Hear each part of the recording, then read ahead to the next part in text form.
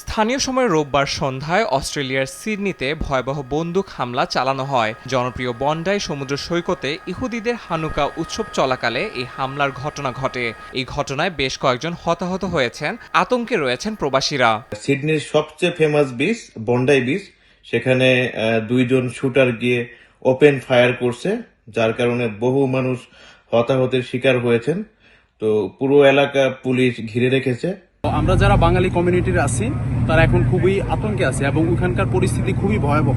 Police জানায় উৎসব চলাকালে হঠাৎ দুই বন্দুকধারী এলোপাতাড়ি গুলি চালাতে শুরু করে। সে সময় ঘটনাস্থলে প্রায় 2000 মানুষ উপস্থিত ছিলেন। প্রত্যক্ষদর্শীদের বরাতে জানা গেছে অন্তত 50 রাউন্ড গুলি ছোড়া হয়।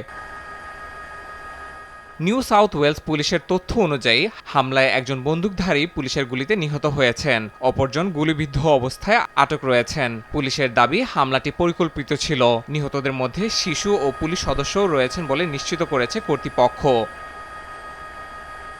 আহতদের মধ্যে কয়েকজনকে সেন্ট ভিনসেন্ট আরপি ও সেন্ট জর্জ হাসপাতালে ভর্তি করা হয়েছে। পরিস্থিতি সামাল দিতে পুলিশ এলাকাটি ঘিরে ফেলে এবং সাধারণ মানুষকে নিরাপদ আশ্রয়ে সরে যেতে নির্দেশ দেয়। ঘটনার বিষয়ে অস্ট্রেলিয়ার প্রধানমন্ত্রী অ্যান্থনি আলবানিজকে অবহিত করা হয়েছে।